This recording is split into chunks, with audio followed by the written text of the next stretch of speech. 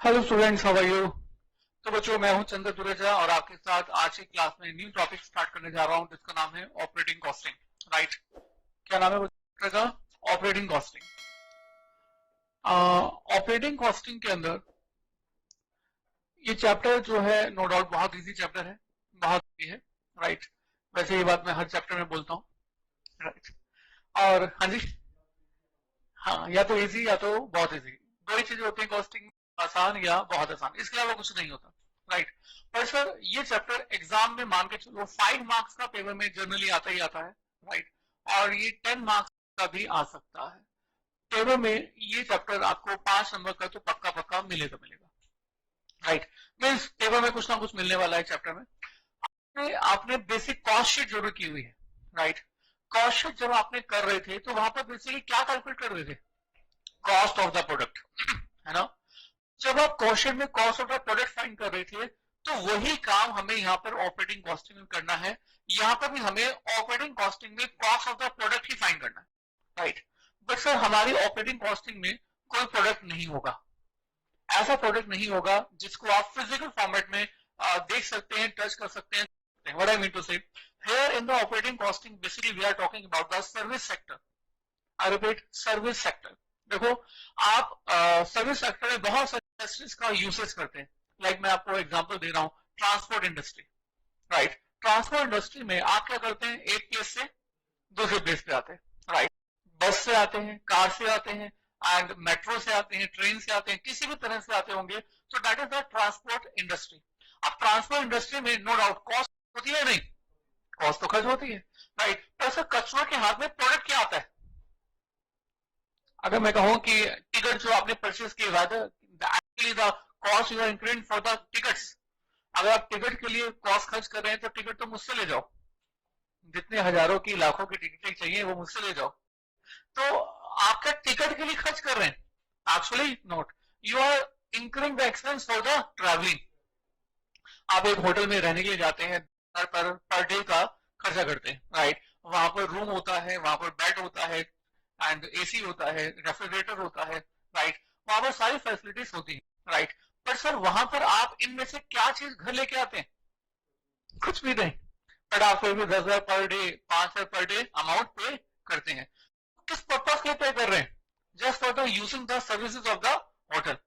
Right, so यहाँ पर आपने सर्विसेज यूज की, बट आपके पास, आपके हाथ में कोई भी प्रोडक्ट नहीं है। बट कॉस्ट शीट में ऐसा नहीं होता था। कॉस्ट शीट में हमारे पास प्रोडक्ट होते थे। हम जब कॉस्ट की कैलकुलेशन करते थे तो जितनी भी कॉस्ट है प्लस कर दिया, and then divide by numbers of units. जब नंबर्स ऑफ यूनिट डिवाइड कर दिया तो आपके पास कॉस्ट पर यूनिट आ गया। तो वहां पर आप कॉस्ट पर यूनिट फाइंड कर सकते थे, क्योंकि नंबर्स ऑफ यूनिट्स पता है, आपके पास प्रोडक्ट पता है, फिजिकली आपके पास प्रोडक्ट है। बट फिर ट्रांसपोर्ट इंडस्ट्री में कोई भी फिजिकल प्रोडक्ट नहीं है। ऑटो इंडस्ट्री में कोई भी फिजिकल प्रोडक्ट नहीं है। एक एक एंटरटेनमेंट इंडस्ट्री है, आप मूवी देखने के लिए जाते हैं। अब मूवी वाले शोज में भी नो डाउट खर्चे तो थिएटर के अपने खर्चे हैं, जो मूवी वहां पर स्क्रीन पर लगी हुई है उस मूवी को बनाने के अपने खर्चे हैं। राइट, बट फिर से उनका जो प्रोडक्ट है वो टिकट नहीं। आप प्रोडक्ट क्या है? एंटरटेनमेंट। राइट, वहां पर आप खुश होने के लिए, हंसने के लिए पैसा देके आते हैं, आप रोने के लिए, इमोशनल होने के लिए, एक्शन देखने के लिए पैसा देके आते हैं।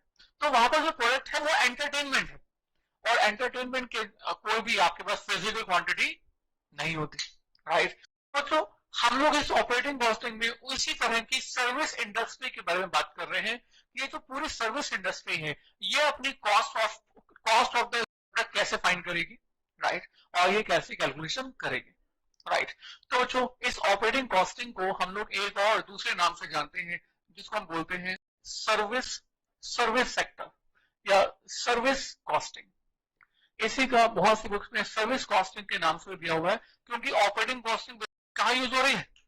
सर्विस सेक्टर के अंदर, जहां पर कोई भी फिजिकल प्रोडक्ट, हाँ जी, नहीं होता। राइट, तो इसके मैं अगर आपको एग्जांपल दूं, नाम, तो हम कहेंगे सबसे पहला एग्जांपल कौन सा है? यस प्लीज, ट्रांसपोर्टेशन, जो कि बहुत बड़ा एग्जांपल है, बहुत बड़ा एग्जांपल है। राइट, और इस ट्रांसपोर्टेशन के अंदर कई सारे ट्रांसपोर्टेशन हो सकते हैं। राइट, कैसे हो सकते हैं? एक तो पब्लिक बस हो सकती है, ये एक एग्जांपल है। और उसके अलावा आप यहाँ बैठे हुए हैं। और उसके अलावा और क्या हो सकता है, कार हो सकती है, प्राइवेट व्हीकल हो सकता है, राइट। सो आप यहाँ बैठे हुए हैं, राइट। और क्या हो सकता है बच्चों, पब्लिक व्हीकल के अंदर एक ट्रक भी हो सकती है, जहां पर आप नहीं बैठते हैं। क्या होता है यहाँ पर, यस प्लीज, गुड्स, राइट। तो यहाँ पर गुड्स है, यहाँ पर भी एक ड्राइवर है, कंडक्टर है, मतलब ड्राइवर है, हेल्पर है, राइट। और इसके अलावा बच्चों एक और है, दैट इज कॉल्ड, ये मेरे से पूरा बनेगा नहीं,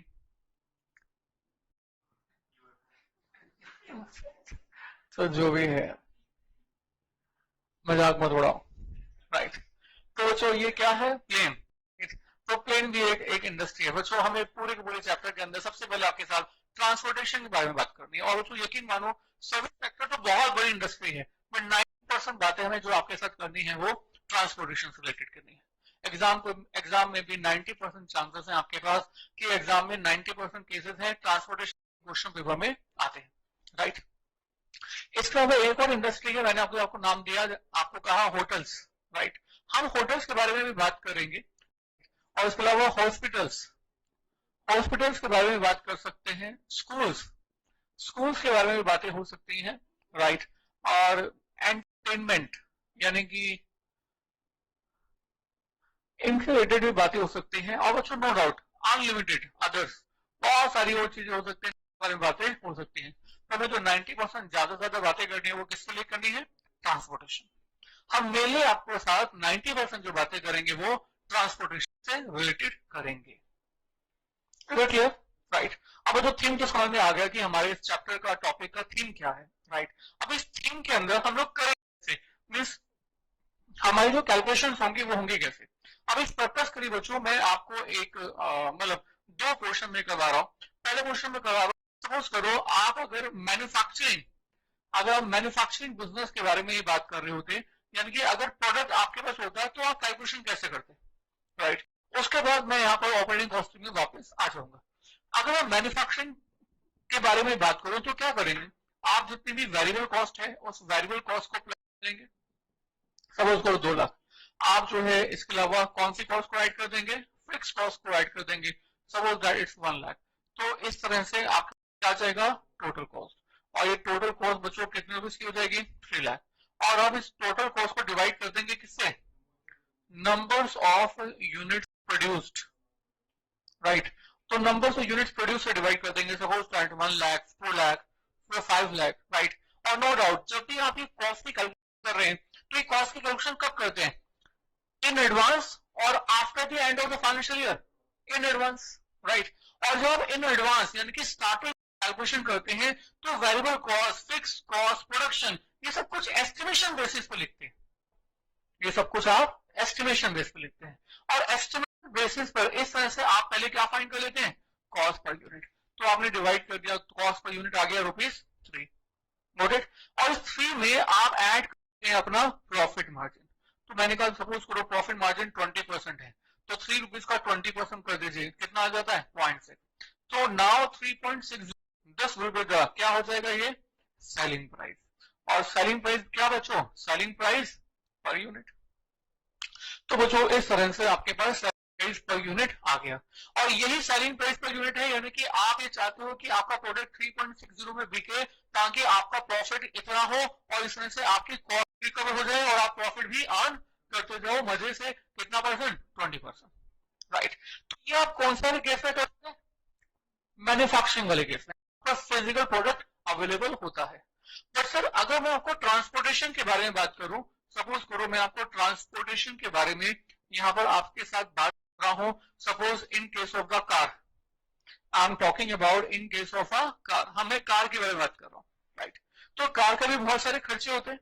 तो आना कार के खर्चे होते कौन कौन से, नंबर 1, सबसे पहले कार जब परचेज करेंगे तो उसका डेप्रिसिएशन हमें चार्ज करना होगा, राइट, नंबर 1। उसके बाद इसके मेंटेनेंस खर्चे करने होंगे, नंबर 3 इंश्योरेंस करवाना होगा, पेट्रोल खर्च होगा या डीजल खर्च होगा, जो भी है, ड्राइवर की सैलरी पे करनी पड़ेगी। तो ये सारे खर्चे हम सबसे पहले टोटल कर लेंगे।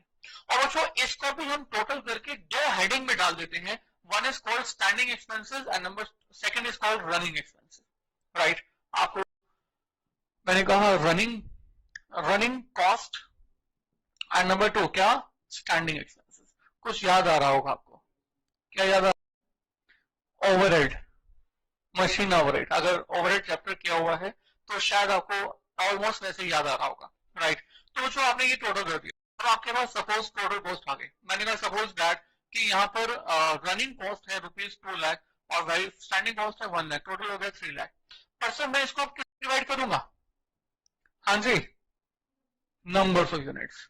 और हमारे ट्रांसपोर्ट वाले केस में, कार वाले केस में नंबर्स ऑफ यूनिट्स तो होते ही नहीं। हमारी सर्विस सेक्टर की तो प्रॉब्लम ही यही है कि यहाँ पर यूनिट्स नहीं होते, प्रोडक्ट मैन्युफैक्चर के प्रोडक्ट यूनिट्स नहीं होते, राइट। तो अब क्या करें, अब क्या करें, राइट। इन्होंने कहा लाइफ से डिवाइड कर देते हैं, राइट। और कुछ सोचो, एवरेज कस्टमर जो होंगे उनसे डिवाइड कर देते हैं। और कुछ सोचो, देखो हर इंडस्ट्री नो डाउट कस्टमर से किसी ना किसी बेसिस पर पैसा रिकवर तो जरूर करती है, राइट। हम हर इंडस्ट्री में यही देखेंगे कि फंड्स रिकवर करने का वे क्या है, तरीका क्या है, राइट। अगर ट्रांसपोर्टेशन के बारे में बात करो, कार के ट्रांसपोर्टेशन के बारे में, आपको अगर एक गाड़ी लेनी है किराए पर, तो आप किराए पर गाड़ी लेने के बाद उसको जो अमाउंट करोगे, कैसे पे करोगे, पर किलोमीटर, राइट।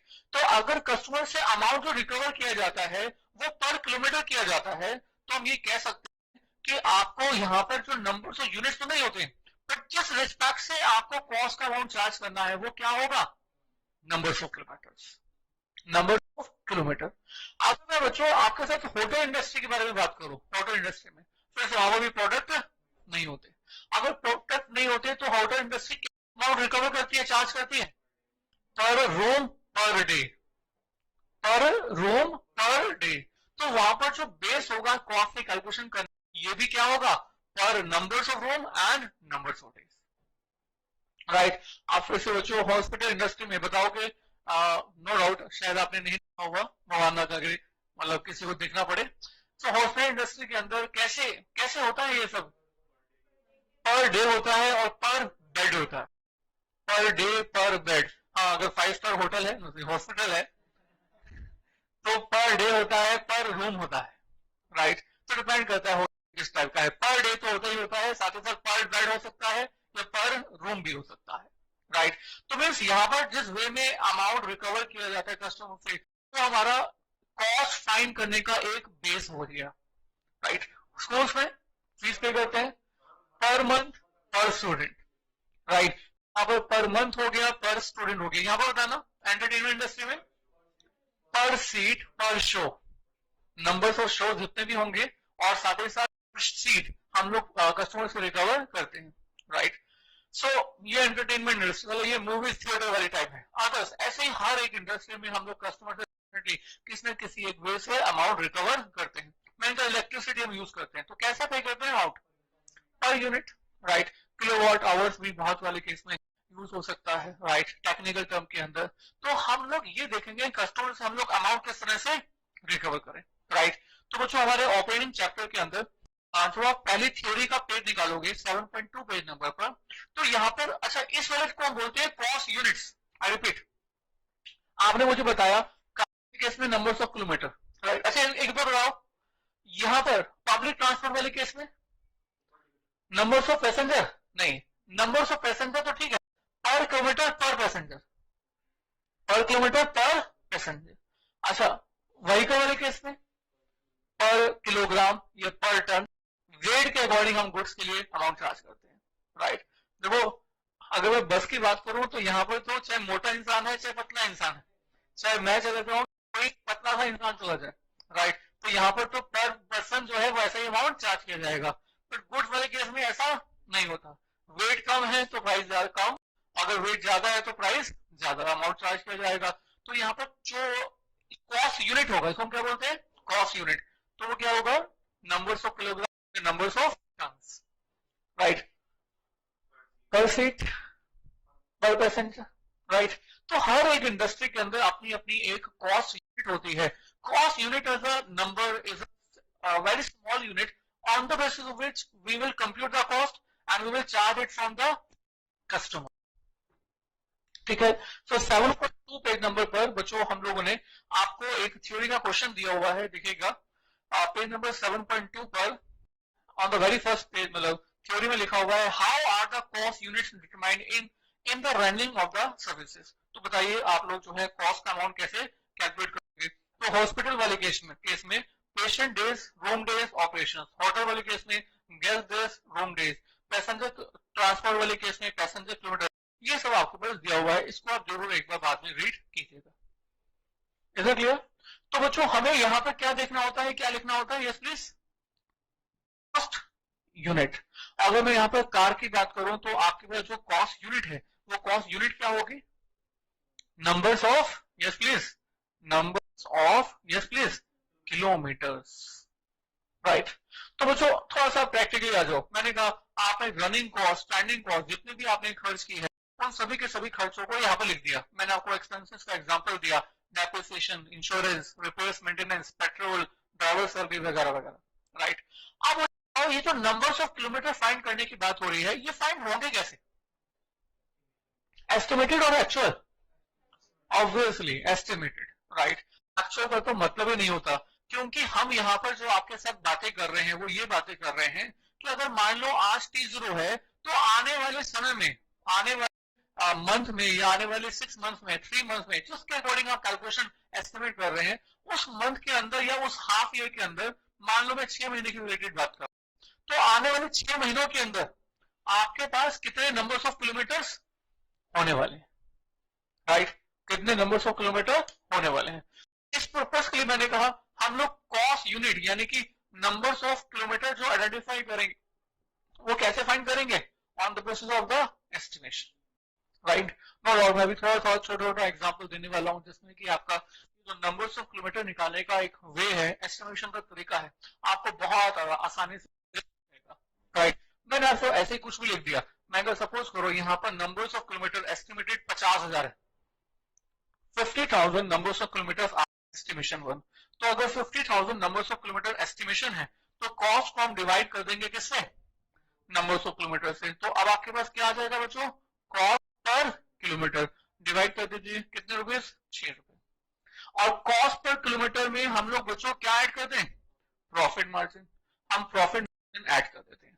अब बच्चों प्रॉफिट मार्जिन सपोज हमारी कंपनी 20% प्रॉफिट के लिए कंफर्टेबल है, राइट। तो अच्छा प्रॉफिट मार्जिन कॉस्ट का भी हो सकता है और साथ ही ये जो सेलिंग प्राइस हम निकालेंगे इसका भी हो सकता है।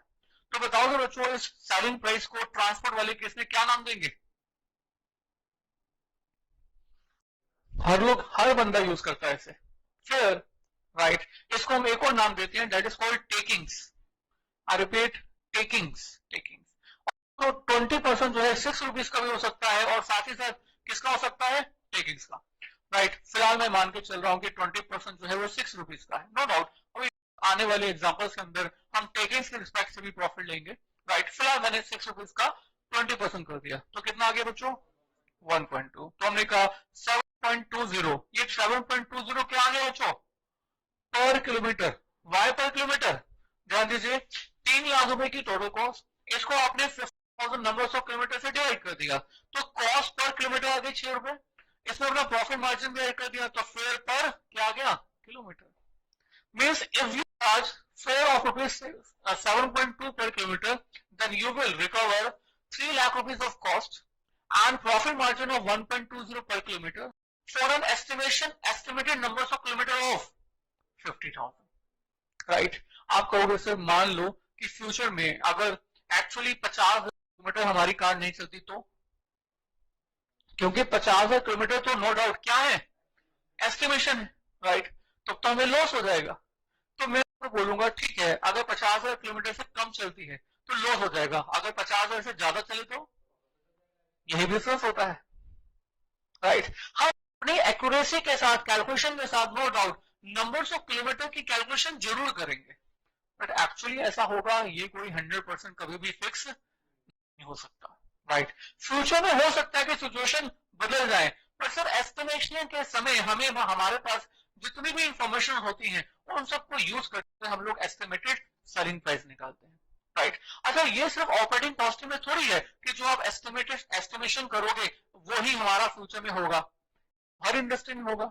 अगर आप मैन्युफैक्चरिंग कॉस्ट शीट की बात करो, अगर आप T0 पर कॉस्ट शीट बना रहे हो आने वाले साल के लिए, तो क्या 100% डेटा आप एक्यूरेट ले सकते हो? वहां पर भी जो डेटा होता है वो सारा सारा एस्टिमेशन बेसिस पे होता है, यहाँ पर भी एस्टिमेशन बेस है, तो इसके अलावा हमारे पास कोई और रास्ता नहीं हो सकता। काश हमारे पास कृष की तरह से ऐसा कोई जादू होता कि हाथ रख लेते वहां पर और हमें फ्यूचर के सारे सारे एक्सपेंसेस पता चल जाते और पैसेंजर्स भी पता चल जाते, नंबर्स ऑफ किलोमीटर भी पता चल जाते, पर ऐसा कोई यंत्र एक्चुअल में तो बना नहीं है।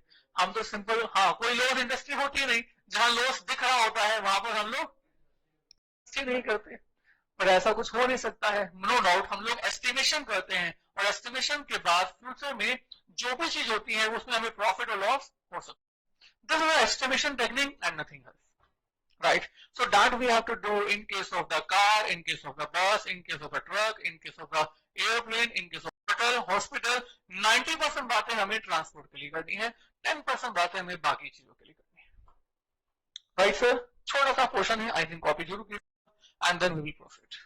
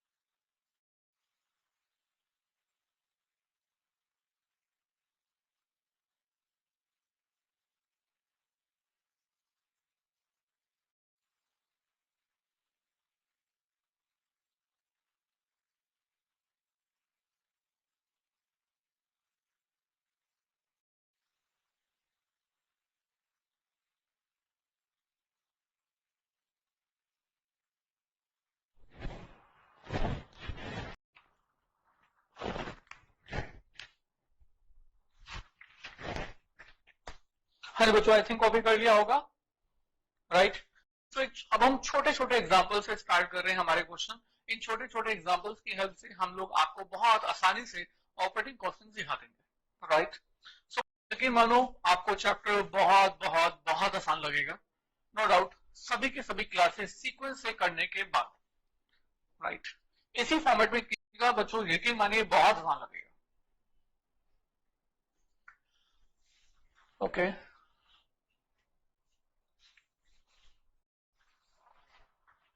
हाँ जी, आगे चलते हैं। आफ्टर दैट मतलब सीक्वेंस से स्टार्ट करते हैं। तो जो सबसे पहले हम कर रहे हैं, in case of car, in case of car, right? Car की बात करते हैं, राइट? छोटा सा एग्जांपल क्रिएट करते हैं। मैंने कहा बच्चों बात कर रहे हैं एक कार की T0 पर, और हम लोग बच्चों एस्टिमेट जो कर रहे हैं वो आने वाले कुछ समय के लिए कर रहे हैं। सपोज करो हम आने वाले 12 मंथ्स के लिए क्या कर रहे हैं, राइट? हमें जानना चाहते हैं कि आने वाले 12 मंथ्स में अगर हम अपनी कार यूज करें तो उस कार से रिलेटेड हमारे खर्चे कितने होंगे, और साथ ही साथ हमें यह भी एस्टिमेशन करना होगा कि हम लोग कस्टमर से कितना फेयर चार्ज करें, टेकिंग चार्ज करें, राइट? तो बच्चों हमने कहा सारे के सारे वैल्यू खर्चे एंड फिक्स खर्चे मिलाकर सपोज करो आपके पास खर्च होते हैं ₹5 लाख, ऐसी कुछ एग्जांपल है, राइट? अब अब नो डाउट एक पॉइंट से दूसरे पॉइंट पर जाते होंगे, है ना? सपोज करो आप दिल्ली में रहते हैं, राइट? और दिल्ली में रहकर आप जो है कहीं दूसरी जगह पर जाते हैं। मैं हमेशा से एग्जांपल देता हूं, वृंदावन। मान लो बच्चों कि जो है दिल्ली से वृंदावन की ट्रैवलिंग कर रहे हैं, राइट? तो डेफिनेटली कुछ लोग गए भी होंगे, तो कितना डिस्टेंस है इन दोनों के बीच में? 140 किलोमीटर के आसपास है। तो बच्चों हमने यहाँ पर डिस्टेंस ले लिया सपोज 130 किलोमीटर, राइट। मैं इसमें डिस्टेंस 130 किलोमीटर है और साथ ही साथ हमारी जो कार है वो एक दिन में सपोज करो 1 राउंड ट्रिप कंप्लीट कर लेती है, 1 round trip, right. Round trip, round trip जब भी लिखा ना राउंड ट्रिप, तो राउंड ट्रिप का मतलब होता है आना एंड जाना, राइट। आना और जाना मतलब दिल्ली से वृंदावन गई कार और वापस आई, राइट। इसको मैं ऐसे कह सकता हूं कि it completes 2 trips per day, 2 trip and 1 round trip एक ही बात है, राइट। चलिए 1 राउंड ट्रिप कंप्लीट करती है और 1 मंथ में सपोज दैट की जो कार है वो 28 डेज ट्रेवल करती है, राइट। हमारी कंपनी प्रॉफिट मार्जिन रखना चाहती है, profit margin assume that it's 30% of takings. find fare of our journey from Delhi to Vrindavan, right. तो जो ये आपको आइडेंटिफाई करना है, ये आपको फाइंड करना है। क्या फाइंड करना है कि दिल्ली से वृंदावन जाए तो हमें कितनी कॉस्ट बेयर करना पड़ेगी, हमें कितना खर्चा करना पड़ेगा। So this is the question, I think question आ गया, राइट। अब बच्चों हम लोग नो डाउट सबसे पहले बनाएंगे statement of operating cost, right, and takings, right. अब बच्चों हम लोग सबसे पहले रनिंग एक्सपेंसेस लिख देंगे and no doubt standing expenses भी लिख देंगे, राइट। और इन दोनों को मिलाकर हमें क्वेश्चन में इंफॉर्मेशन गिवन है 5 लाख, राइट। और 5 लाख को हम डिवाइड कर देंगे बच्चों उस बेस से जिस बेस के बेसिस पर हम लोग कॉस्ट की कैलकुलेशन करना चाहते हैं। तो यहाँ पर कॉस्ट की कैलकुलेशन बेसिस पर करना चाहते हैं नंबर्स ऑफ किलोमीटर, राइट। तो हमें डिवाइड कर देना होगा यहाँ पर नंबर्स ऑफ किलोमीटर से, तो नंबर्स ऑफ किलोमीटर से डिवाइड कर देंगे, राइट। अच्छा ये नंबर्स ऑफ किलोमीटर हैं कितने, सो नंबर्स ऑफ किलोमीटर के लिए हम लोग बना देते हैं एक वर्किंग नोट, राइट। तो हमने कहा बच्चों we have to form working note. और बच्चों जब भी ये नंबर्स ऑफ किलोमीटर फाइंड करने के लिए आप वर्किंग नोट बनाए तो बच्चों इस वर्किंग नोट को इसी वे में बनाए जिस वे में मैं आपको बनाना सिखा रहा हूं, राइट। आप इस कैसे बनाना, सबसे पहले आप कैलकुलेशन करना 1 डे के लिए, 1 डे, फिर आप कैलकुलेशन करना 1 मंथ के लिए, 1 मंथ, और उसके बाद आप कैलकुलेशन करना 1 ईयर के लिए। मतलब जो भी कैलकुलेशन करना आप बिल्कुल स्टेप बाय स्टेप करना, राइट। अगर मैं आपको ये कहता हूं कि पहले 1 डे के लिए कैलकुलेशन बताओ तो 1 डे की कैलकुलेशन कैसे करेंगे, ध्यान दीजिए। सबसे पहले आप बताइए जो बेस डिस्टेंस है वो बेस डिस्टेंस कितना है 130 किलोमीटर। तो हमने कहा 130 किलोमीटर, पर सब मुझे बताओ क्या 130 kilometre is the distance travel by the car in 1 day? नहीं, क्यों नहीं? क्योंकि 1 डे में हमारी कार कितने कारें हैं, 1 राउंड ट्रिप, यानी कि 2 ट्रिप। तो मैं ऐसे कह सकता हूं कि 1 डे में कार 130 किलोमीटर गई और 100 किलोमीटर वापस आई, तो मल्टीप्लाई बाय क्या हो जाएगा 2। क्लियर? 1 मंथ में कार कितने दिन चलती है 28 डेज, तो मतलब ये तो एक दिन का डिस्टेंस हो गया, तो 1 मंथ का जो टोटल डिस्टेंस होगा ये कितना हो जाएगा मल्टीप्लाई बाय 28, राइट। अब जो 1 ईयर की बात की जाए, 1 ईयर में हमारा जो टोटल खर्चा मतलब टोटल होगा वो कितना होगा मल्टीप्लाई बाय 12। समझ आ गया? 1 मंथ की कैलकुलेशन ये रही, तो 1 ईयर की कैलकुलेशन के लिए मल्टीप्लाई बाय किससे कर देंगे 12 से। तो इस तरह से आपके पास ये टोटल आ जाएगा, that is the numbers of kilometre for the 1 year, right. कितना आ जाता है 87360, उन्होंने बताया 87360, and this is the expected numbers of kilometer in which car will run, right। तो बच्चों हम लोग ये कहेंगे कि 5 लाख रुपए का खर्चा हम लोग इस एक्सपेक्टेड नंबर्स ऑफ किलोमीटर पे डाल देंगे, राइट। तो कैसे डाल देंगे 87360, राइट। अब उसको डिवाइड कर दीजिएगा और डिवाइड करने पर आपके पास आ जाएगा that is cost per kilometre.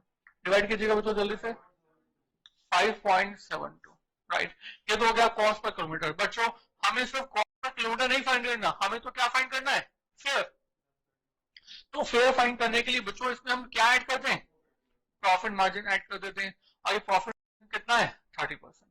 और 30% किस चीज का, कॉस्ट का या फेयर का, हाँ जी फेयर का, फेयर पर किलोमीटर। तो हम फेयर का 30% ऐड कर देंगे, और जो ये फेयर है ये मालूम नहीं है, राइट। तो क्या करें, एक काम करते हैं, प्लीज ध्यान दीजिए, एक काम करते हैं, इस फेयर को एक्स मान लेते हैं, let the fare be x, right. तो अगर ये एक्स मान लिया तो ये प्रॉफिट कितना हो जाएगा, तो हमारा जो प्रॉफिट अराइज हो जाएगा दैट 30% ऑफ एक्स, ठीक है बच्चे। तो ये कितना हो गया, 0.30x, राइट। और बच्चों थोड़ा ध्यान दो, ये 0.30x हो गया, तो बैकवर्ड जाएंगे तो ये कॉस्ट आ जाएगी। तो हर एक को मालूम है कि अगर हम फेयर में से प्रॉफिट हटा दें तो क्या हो जाएगा, cost. Cost plus profit fair, यानी माइनस प्रॉफिट कॉस्ट। तो हम लोग बैकवर्ड जा रहे हैं, हम लोग लिख रहे हैं that fare, fare minus profit is to cost. Fair x profit 0.30x and the cost is 5.72. तो x is equal to 5.72 divided by 1 minus 0.30 and कितना बच्चों आता है, yes please, एवोल्यूशन करके x की वैल्यू क्या आई है, मतलब फेयर कितना है, फिर से 8.176, ठीक है, पक्का पक्का। बट अगर आप ऐसे नहीं करना चाहें तो आप एक और इसी वे में इसको सॉल्व कर सकते हैं, सेपरेट हो जाओ। हाँ जी, आप इजी वे में कर सकते हैं। इजी वे में कैसे कर सकते हैं, ध्यान दीजिए, हम लोग एक काम करते हैं कि जो फेयर है ना इसको 100 मान लेते हैं, राइट। तो जो हमने x माना था ना वो x नहीं, उसको क्या मान लिया, 100। अगर आपने ये 100 हो गया है तो प्रॉफिट कितना हो जाएगा, 30, और 130 तो ये कितना रह जाएगा बच्चों, 70। अब 70 की ये इंफॉर्मेशन है और आपको 30 की इंफॉर्मेशन फाइंड करनी है, राइट। अब ऐसा करोगे तो ये हो जाएगा 5.72 डिवाइड बाय 70 मल्टीप्लाई बाय 30, और ये नंबर क्या हो जाएगा बच्चों, it will be 5.72 divided by 70 multiply by, हाँ जी मल्टीप्लाई बाय 100। तो कितना हो जाता है बच्चों, 8.176, राइट। तो ये मतलब भी ठीक है, वो भी ठीक है, जो आपको अच्छा लगे फाइन। कॉपी करेंगे, कर लिया, ओके। तो जो this was the first example, right. बच्चे नंबर्स ऑफ किलोमीटर फाइंड करते समय सिर्फ और सिर्फ कैलकुलेटर यूज करते हैं या बहुत जल्दबाजी में कैलकुलेशन करते हैं। होता यह है कि कभी कुछ मिस हो जाता है, कभी कुछ मिस हो जाता है। तो बार बार आपको एक बात बोल रहा हूं कि जब भी आप नंबर्स ऑफ किलोमीटर की कैलकुलेशन करें बहुत ध्यान से और इसी स्टेप बाय स्टेप करें। और लेकिन मानो ये स्टेप सिखाने में 4 साल लग गए, राइट। दिखने में बहुत चीजें आसान लगती हैं बट चीजें आसान बनाना बहुत मुश्किल होता है। चीजें दिखने में बहुत आसान होती हैं पर चीजें आसान बनाना यकीन मानो बहुत बहुत मुश्किल होता है, राइट। सो आप हमेशा हमेशा ये स्टेप बाय स्टेप कैलकुलेशन करें, डेफिनेटली ये जो आंसर होगा कभी भी मिस्टेक नहीं होगा। पहले 1 डे, फिर 1 मंथ, फिर 1 ईयर। अगर वीकली करना है तो पहले 1 डे, फिर 1 week, and then 1 month, and then 1 year. मतलब स्टेप बाय स्टेप कैलकुलेशन करेंगे, आंसर में मिस्टेक नहीं होगी, राइट। चलिए, तो बच्चों हम लोग एक और एग्जांपल आपको दे रहे हैं।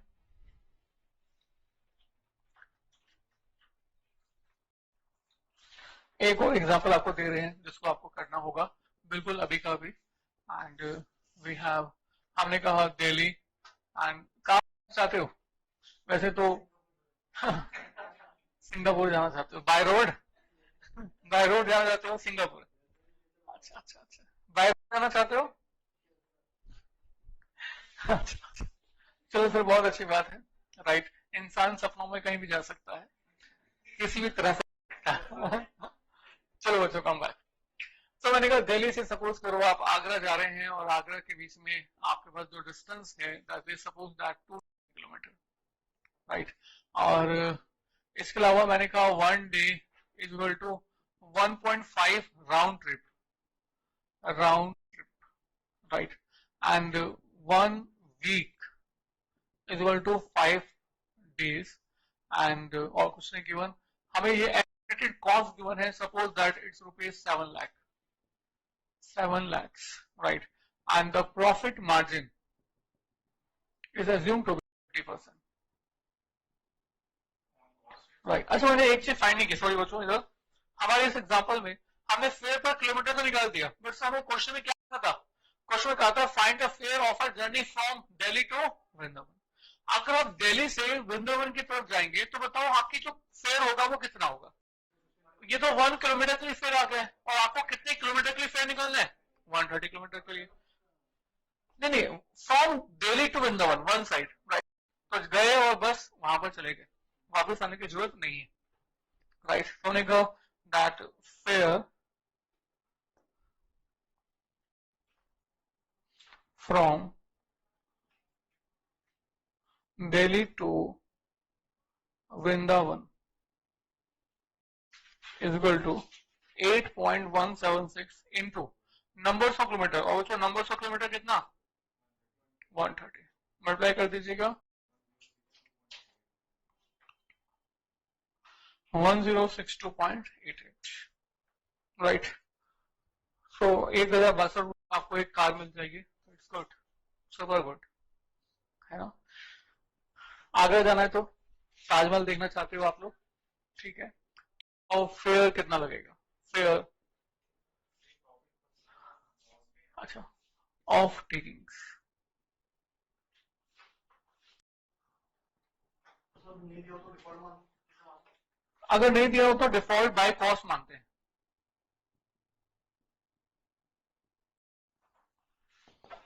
Please do this very fast, बहुत जल्दी कीजिएगा, डेफिनेटली कर सकते हैं, जल्दी से हो जाएगा, 2-3 मिनट्स।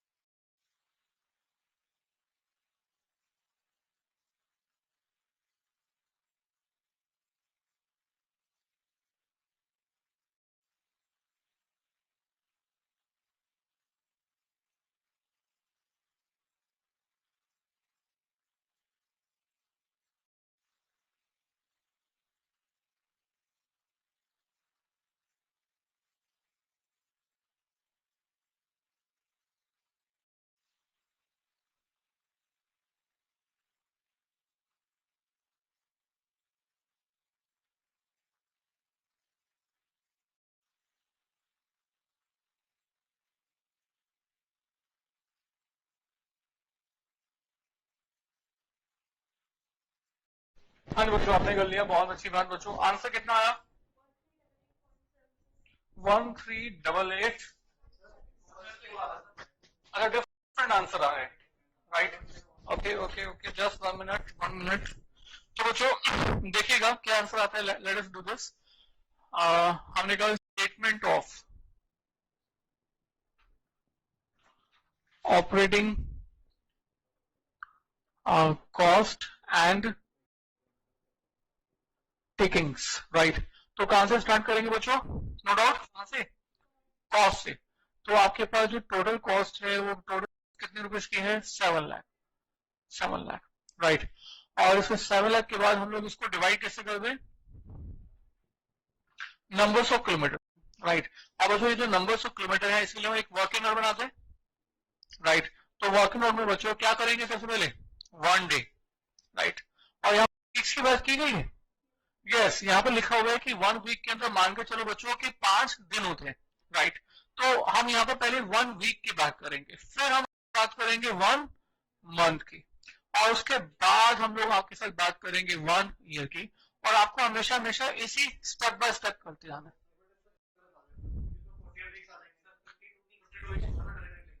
पहले 1 ले लेते हैं, 1 डे।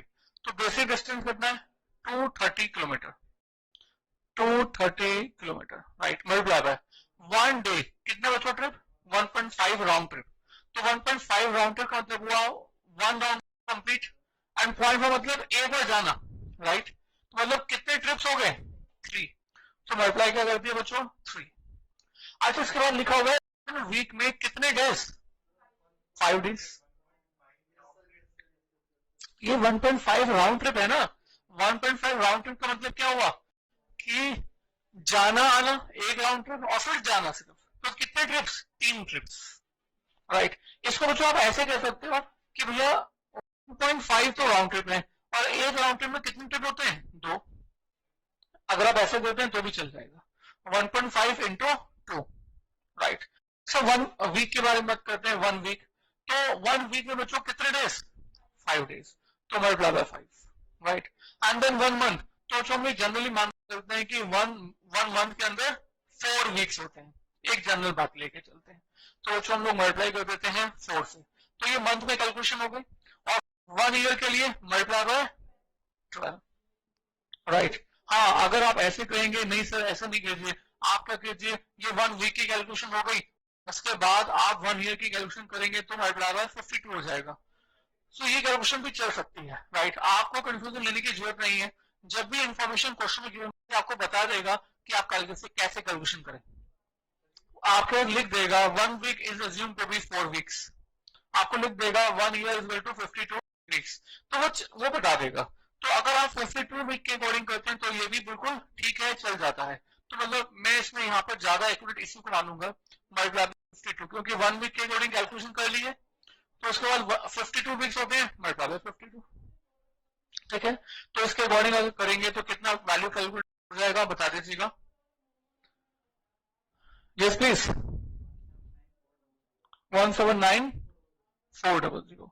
तो इट्स 179,400। अब उसको जैसे ही कर देते हैं तो आपके पास आ जाता है कॉस्ट पर किलोमीटर 3.9। अब उसमें और ऐड क्या कर सकते हैं? Profit, right? And profit at the rate of what? 30%। And 30% किस चीज का बच्चों? कॉस्ट का, टेकिंग्स का? टेकिंग्स का, यानी कि फेयर। तो टेकिंग्स का, राइट? और ये टेकिंग्स बच्चों कितनी है मालूम नहीं। तो क्या यूज करेंगे? Mind box. इसको हम क्या यूज बोलते हैं? That is called mind. हमने टेकिंग्स को 100 मान लिया, तो ये कितना हो जाएगा बच्चों? 30। और ये कितना हो जाएगा? 70, राइट?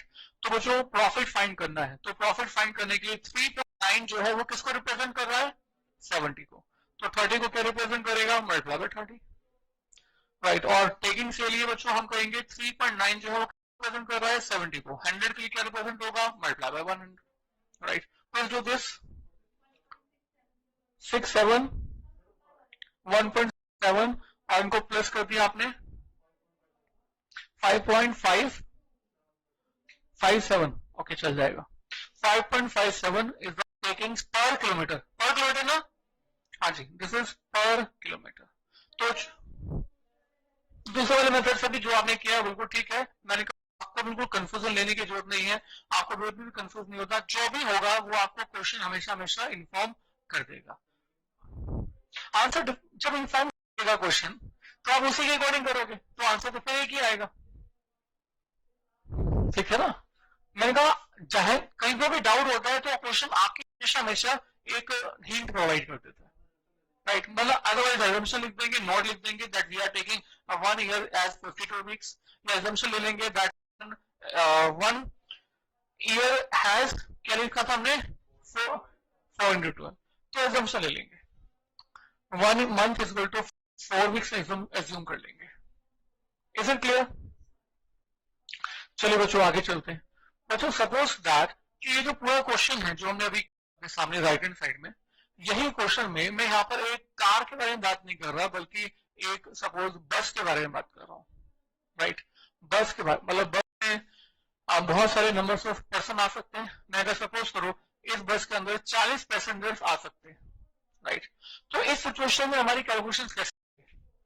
अब इसके इस सिचुएशन में हमने कहा कि हम सबसे पहले नो डाउट पहले कॉस्ट लिखेंगे, ध्यान देना, सबसे पहले क्या लिखेंगे? कॉस्ट। तो कॉस्ट 7, और अगर अब यही कार नहीं है ये बस है तो इस केस में नंबर्स ऑफ किलोमीटर तो वही आएंगे ना, तो आपको क्या आ जाएगा, ये cost per kilometer, cost per kilometer आ गया। अब इस कॉस्ट पर किलोमीटर को आप क्या करें आगे, राइट? इस कॉस्ट पर किलोमीटर को हम बांट देंगे, बाइफर्केट कर देंगे, कितने लोग जो पैसेंजर्स हमारी बस के अंदर ट्रेवल कर रहे हैं। तो मैंने कहा इसको हम डिवाइड कर देंगे नंबर्स ऑफ पैसेंजर्स में, और ये नंबर्स ऑफ पैसेंजर्स होगा उससे डिवाइड कर दिया, मतलब ये है सपोज करो 40, राइट? तो जो अब आपके पास आ जाएगा कॉस्ट पर किलोमीटर एंड पर क्या आ जाएगा, पैसेंजर। बिल्कुल ठीक है सर, कॉस्ट पर किलोमीटर पर पैसेंजर आ गया, कितना आ गया कुछ बताना, 0.0975। तो जो कॉस्ट पर पैसेंजर पर किलोमीटर आ गया, उसके बाद हम लोग इसमें अपना वही प्रॉफिट मार्जिन ऐड करना है, राइट? और ये प्रॉफिट मार्जिन सपोज 30% ही है, तो अगर 30% है फिर से किस चीज का, फेयर का, तो फिर से क्या बना देंगे, माइंड बॉक्स।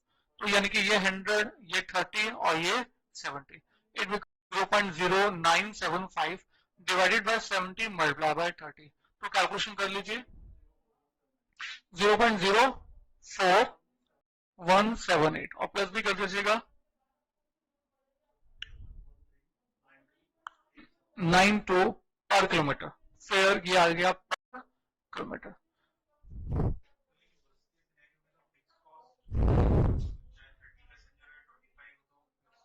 तो जो भी कॉस्ट है ऑलरेडी इसमें इंक्लूडेड है ना, जो भी कॉस्ट होगी वो तो इसमें इंक्लूड होगी। तो जो कॉस्ट का बर्डन है वो तो हमें कहां पे डालना है, पहले पहले नंबर्स ऑफ किलोमीटर, पर नंबर्स ऑफ किलोमीटर डाल तो दिया, पर ये जो कॉस्ट है ये तो 40 पैसेंजर की, तो अब हम इस पूरी की पूरी कॉस्ट पर किलोमीटर का बर्डन किस पे डाल देते हैं, नंबर्स ऑफ पैसेंजर्स पर। तो आपके पास क्या आ जाती है, कॉस्ट पर किलोमीटर तो था ही, अब क्या आ जाएगा, पर पैसेंजर्स।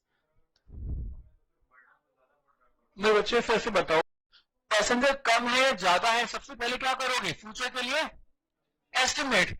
तो आपने यहाँ पर एस्टिमेट लिख तो लिया कि आप मान के चल रहे हो कि पैसेंजर कितने होंगे, 40, राइट? कम है मतलब क्या, आगे जाके तो पता नहीं क्या होगा। हम बार बार कह रहे हैं कि ऑपरेटिंग कॉस्ट आप कब बना रहे हो, बिगिनिंग में या एंड में, बिगिनिंग में। तो बिगिनिंग में तो सिर्फ और सिर्फ आप पैसेंजर्स के लिए सिर्फ एस्टिमेशन ही कर सकते हो। तो आपने यहाँ पर एस्टिमेशन किया है बस, ठीक है? अच्छा, कैसे किया, मुश्किल तो नहीं, कॉपी कीजिए, ये एग्जांपल दोबारा से कॉपी कीजिए। मतलब पहले जो आपने किया था वो कार के लिए किया था, अब आपने किया case of a car in a bus, in case of अ बस, यानी कि पब्लिक ट्रांसपोर्ट। पब्लिक ट्रांसपोर्ट में जितना भी कॉस्ट होता है वो सभी लोगों पे ट्रांसफर होता है, ये हमने किया। Please do this, please copy this वाली क्वेश्चन।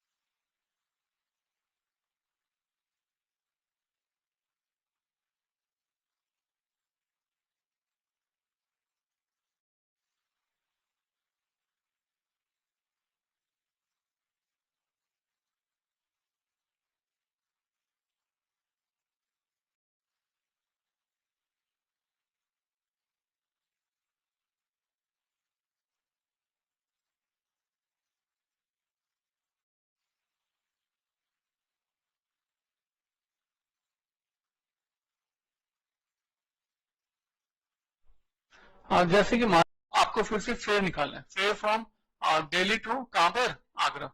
तो दिल्ली टू आगरा के लिए आप क्या करोगे, हम कहेंगे that fare from Delhi to Agra.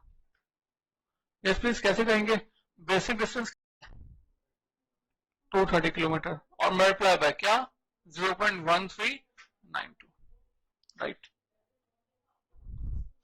ये कस्टमर के लिए 1 किलोमीटर का फेयर आ गया और टोटल डिस्टेंस के लिए जो फेयर होगा वो कितना होगा, मल्टीप्लाई कर देंगे, राइट। अच्छा, मैंने आपको कॉपी करवाया, बहुत अच्छी बात है, आपने कॉपी कर भी लिया।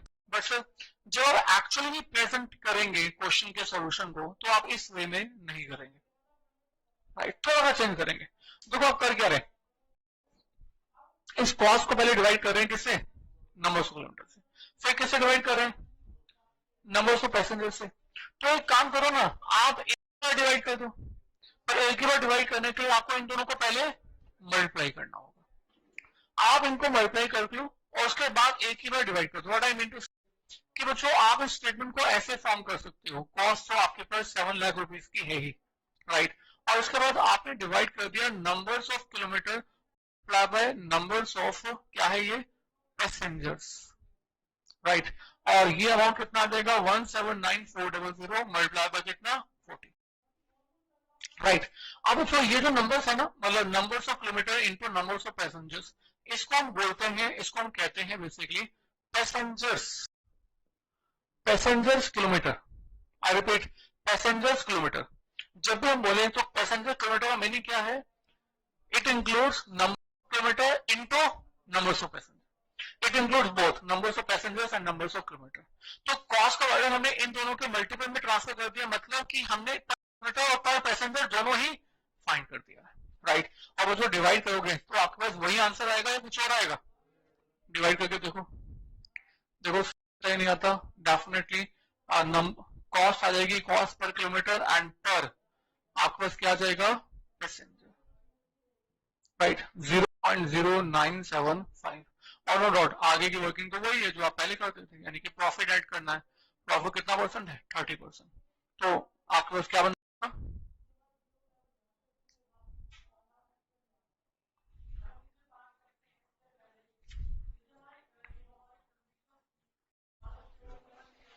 वही सब कुछ बचो, 100, 30 एंड 70।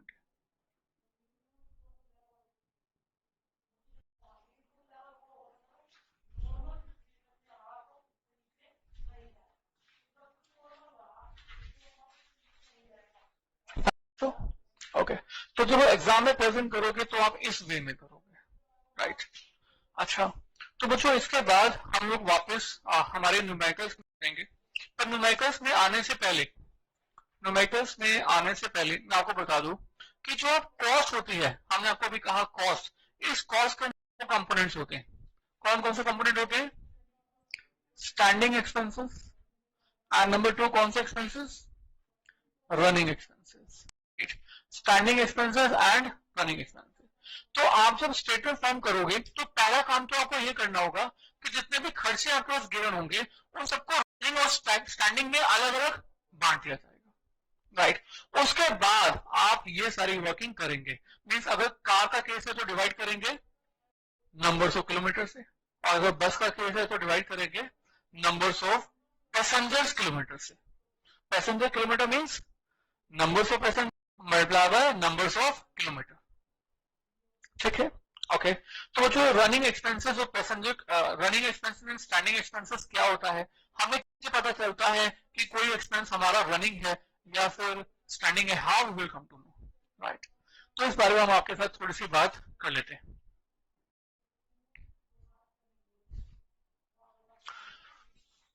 मुझे ध्यान दीजिएगा, हमने कहा हम लोग एक कार की बात कर रहे हैं, कार, राइट। अब जो कार के रिलेटेड आप खर्चे सोचो, आपके पास खर्चे पहले होंगे कौन कौन से। Number 1, depreciation of the car,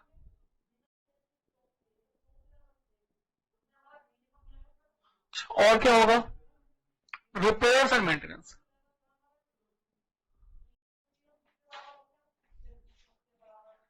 और बताओ बच्चों, इंश्योरेंस, जो पेट्रोल, बिना पेट्रोल के चल जाएगा, कार चल जाए। हाँ जी, और ड्राइवर सैलरी।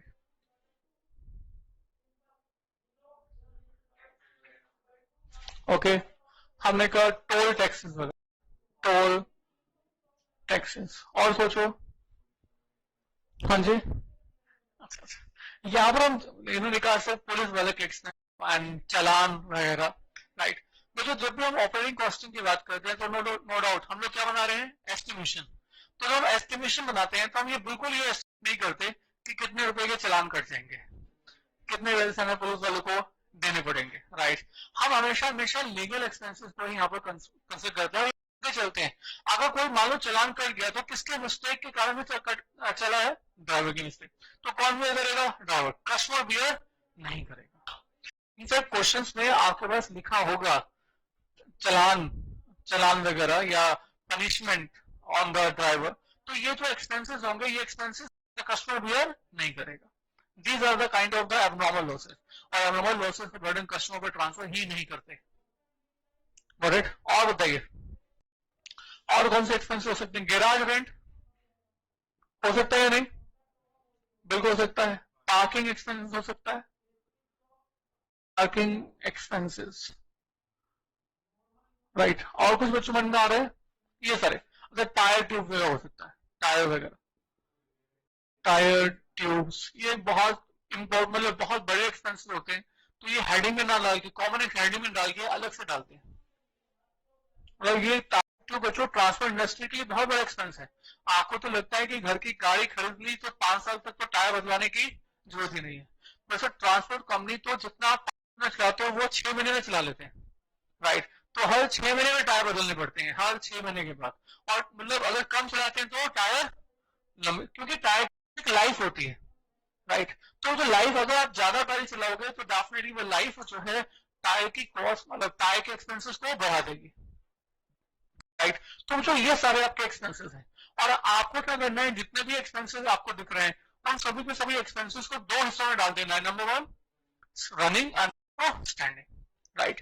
तो अब आपको जो स्टेटमेंट फॉर्म करनी है मैंने आपको यहाँ पर दे दिया, लिख दिया, that is called statement of operating cost and takings. तो आपको जो स्टेटमेंट फॉर्म करनी है, इस स्टेटमेंट में हमने बच्चों 2 तरह के एक्सपेंसेस लिख दिया। मैंने लिख दिया रनिंग एक्सपेंसेस, या पहले स्टैंडिंग लिख देते हैं, पहले स्टैंडिंग लिखते हैं, स्टैंडिंग चार्जेस, राइट। तो जो स्टैंडिंग चार्जेस का मीनिंग में किससे है, फिक्स से। और दूसरे एक्सपेंसेस है हमारे पास कौन से, रनिंग। और रनिंग चार्जेस का मतलब, एक्सपेंसेस का मतलब किससे है, ओन एक्सपेंसेस है। जो एक्सपेंसेस हमारी इस गाड़ी के, कार के ट्रैवल करने से रिलेट करते हैं। ट्रैवल करना या ना करना ये डिसाइड करेगा कि ये जो एक्सपेंस, रनिंग एक्सपेंस, ये कितना होगा, राइट। तो अगर कोई एक्सपेंस ऐसा हो कि गाड़ी के चलने या ना चलने से उसका कोई फर्क नहीं पड़ता, तो वो हो जाएगा स्टैंडिंग में। और अगर कोई एक्सपेंस वेरी करता है कार के चलने और ना चलने से, तो वो कहां पर आ जाएगा, रनिंग में। तो इस नेचर से आपको सभी के सभी एक्सपेंसेस को करना होगा। तो जो मैंने कहा टायर, अच्छा यहाँ बाद में गैराज रेंट, बताओ कहां से, मैंने यहां से शुरू किया, कहां पर, स्टैंडिंग में। तो आपने बोला तो स्टैंडिंग, बिल्कुल ठीक है सर। हमने गैराज रेंट को यहाँ पर लिख दिया, गैराज रेंट, राइट। इसको एक छोटा सा काम करना, मेरे कहने पर एक वर्किंग बना लेना, वर्किंग्स, राइट। और उसके बाद एक अमाउंट लिख देना, अमाउंट इन रुपीज, स्टैंडिंग आ गया, ठीक है। अच्छा टोल टैक्सेस क्या कहते हो, स्टैंडिंग और रनिंग, होना तो रनिंग में चाहिए, क्योंकि जब भी आप ट्रैवल करते हैं तो हर बार टोल टैक्सेस पे करते हैं। पर सर ट्रांसपोर्ट कंपनीज ऐसा नहीं करती। ट्रांसपोर्ट कंपनीज वाले अपना एक कार्ड बना लेते हैं, पास बनवा लेते हैं, तो हर बार के लिए वो चल जाता है। तो इसके अकॉर्डिंग क्या बन जाएगा, स्टैंडिंग। तो टोल टैक्सेस को ट्रांसपोर्ट जिसमें हम लोग जनरली यहाँ पर स्टैंडिंग में डालते हैं, that is called toll taxes, right. चलिए इसके बाद क्या है, तुमने स्टैंड में डाल दिया, ड्राइवर सैलरी क्या होना चाहिए, स्टैंडिंग होना चाहिए। बट सर बहुत सारे ड्राइवर्स ऐसे भी होते हैं जिनको जो सैलरी पे की जाती है वो पर किलोमीटर पे की जाती है। मतलब जितना वो ज्यादा गाड़ी चलाएंगे उतनी उनकी सैलरी भी बढ़ा दी जाएगी, और गाड़ी कम चलाएंगे तो सैलरी भी कम होगी। इन सब बहुत ड्राइवर्स ऐसे होते हैं जिनको दोनों का कॉम्बिनेशन पे किया जाता है कि इतने रुपए का तो पर मंथ फिक्स, उसके बाद कार के रन करने के ऊपर है, राइट। तो अगर कार के रन करने के ऊपर ड्राइवर की सैलरी डिपेंडेंट है तो ये कहां पर आ जाएगा, रनिंग में, है ना। अगर नंबर्स ऑफ किलोमीटर के बेसिस पे ड्राइवर की सैलरी कंसंट्रेट करती है वो कहां पर आ जाएगा, रनिंग में। तो मैं ऐसा कह सकता हूं कि जो ड्राइवर की सैलरी है वो स्टैंडिंग में भी आ सकती है, ड्राइवर्स सैलरी ये आपके पास स्टैंडिंग में भी आ सकती है, और ड्राइवर सैलरी नहीं आ सकते, और रनिंग में कब आएगी, इफ पेड ऑन, हाँ जी, किलोमीटर बेसिस। अगर किलोमीटर के बेसिस पर पे की गई है तो कहां पर आ जाएगी, रनिंग में। और आगे चलते हैं बच्चों, ड्राइवर की सैलरी हमने कहा स्टैंडिंग में भी हो सकती है और रनिंग में भी हो सकती है। अच्छा, पेट्रोल डीजल हमेशा हमेशा रनिंग में, गाड़ी को खड़ी रखोगे एक जगह पर तो पेट्रोल डीजल की कॉस्ट यूज नहीं होने वाली, राइट। बहुत सारे लोग अच्छी अच्छी कार इसलिए परचेज करते हैं कि अपने घर के बाहर खड़ा कर सके, राइट। तो ऐसे लोगों की कोई भी पेट्रोल डीजल की कॉस्ट नहीं होती। चलिए बच्चों यहां पर ले लेंगे, तो ये तो हमेशा हमेशा रनिंग हो गया। इंश्योरेंस बताना बच्चों, हमेशा स्टैंडिंग, पर मंथ है, पर एनम होता है, तो पर एनम होगा या पर मंथ जो भी होगा वो हमेशा हमेशा टाइम पीरियड बेस्ड होगा, कार के चलने या ना चलने से इसको कोई फर्क नहीं पड़ता। तो insurance standing, repairs and maintenance क्या कहते हो, रनिंग, राइट। देखो नो डाउट आ तो दोनों हो सकता है, राइट। पर सब मुझे बताओ, एक खड़ी गाड़ी का भी नो डाउट रिपेयर्स मेंटेनेंस होता है, पर जो गाड़ी ज्यादा चलती है रिपेयर्स मेंटेनेंस ज्यादा होते हैं, राइट। अगर मैं कहता हूं कि मैं अपनी कार जो है अपने घर के बाहर बिल्कुल खड़ी करता हूं, मैं कोई भी चलाता भी नहीं हूं, राइट, बस खड़ी हुई गाड़ी, तो नो डाउट इसका भी रिपेयर्स एंड मेंटेनेंस खर्चा है, राइट। पर सर एक कार ऐसी है जो कि मेरी गाड़ी के बिल्कुल जैसी है, ट्रांसपोर्ट कंपनी में लगी हुई है, राइट, पर वो जो कार है वो हर महीने में 10,000 किलोमीटर चलती है, राइट, 20,000 किलोमीटर चलती है। अब महीने के खर्चे जो है रिपेयर मेंटेनेंस से उतने ही ज्यादा हो जाते हैं, राइट। नो डाउट हर किलोमीटर के बेसिस पर आप खर्चा नहीं कर रहे हो, इसमें कोई शक नहीं है, पर सर जितनी गाड़ी चलाओगे, जितना ट्रांसपोर्ट कंपनी उस ट्रांसपोर्ट व्हीकल को ज्यादा यूज करेगी उतना ही खर्चा ज्यादा होगा, राइट। मतलब है तो बच्चों रनिंग से रिलेटेड, राइट। यहाँ पर स्टक का कोई भी एग्जांपल मतलब कोई भी प्रॉब्लम नहीं है, यहाँ पर सिंपल क्या है, तो रनिंग या तो स्टैंडिंग। तो रिपेयर से मेंटेनेंस बच्चों भी दिया होगा, जब भी दिया होगा ये हमेशा हमेशा रनिंग में आएगा, रिपेयर्स एंड मेंटेनेंस, राइट। अब बच्चों इसके अलावा बहुत इंपॉर्टेंट आपके पास यहाँ पर है क्या, डेप्रिसिएशन, और सबको मालूम है ये कहां पर आता है, सबको मालूम है कि ये कहां पर आता है, स्टैंडिंग में, राइट। और सबको जो ये मालूम है स्टैंडिंग में आता है वो बिल्कुल गलत मालूम है, राइट। आप कैसी बातें कर रहे हो, हम तो सब बचपन से सीखते आए हैं, बचपन से स्टैंडिंग में ही डेप्रिसिएशन को चार्ज करते आए हैं, राइट। तो आपने ऐसा क्यों कह दिया, राइट। बच्चों को बताओ बचपन से जो आप सीखता है वो क्या सीखता है, वो फाइनेंशियल अकाउंट्स या फाइनेंशियल मैनेजमेंट, फाइनेंशियल अकाउंट्स। तो आपके माइंड में जो घूम रहा है कि हम लोग लेंगे फिक्स लेंगे, वो कहाँ के अकॉर्डिंग घूम रहा है, अकाउंट्स के अकॉर्डिंग। हम अकाउंट्स तो आपको पढ़ा ही नहीं रहे, हम तो आपको क्या पढ़ा रहे हैं, फाइनेंशियल मैनेजमेंट। तो फाइनेंशियल मैनेजमेंट में स्टैंडिंग नहीं होता, फाइनेंशियल मैनेजमेंट में क्या होता है, रनिंग। तो मुझे मालूम है इतना आंसर मेरा एनफ नहीं है इस बात को प्रूव करने के लिए, मुझे कुछ और बताना चाहिए, राइट।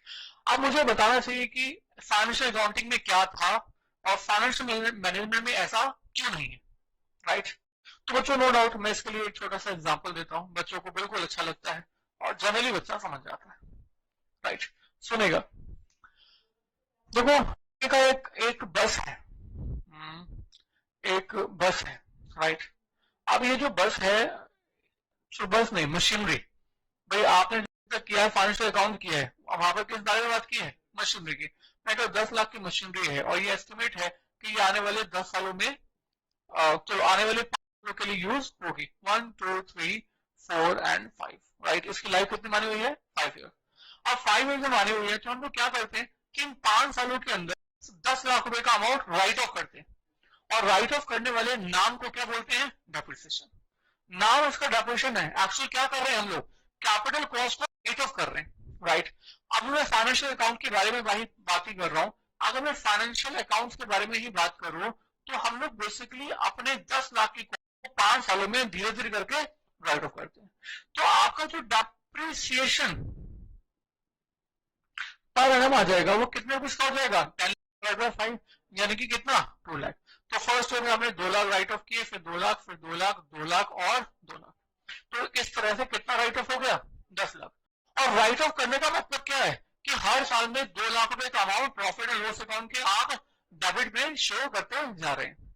अगर मान लो कि 3 साल के बाद मशीनरी रहती नहीं है, मतलब मशीनरी जो है वर्क नहीं करती, राइट, तब भी आप चौथे साल में प्रॉफिट एंड लॉस अकाउंट में 2 लाख का अमाउंट राइट ऑफ कर देंगे। अगर मैंने ये नहीं कहा मशीनरी बिल्कुल खत्म हो गई, अगर खत्म हो गई तो पूरा अमाउंट फुल राइट ऑफ कर दोगे। अगर मैंने कहा चल रही है, धीरे चल रही है, कम कम कम कर रही है, तो डेप्रिसिएशन 2 लाख राइट ऑफ करोगे, फिर 2 लाख आप करते हो, राइट।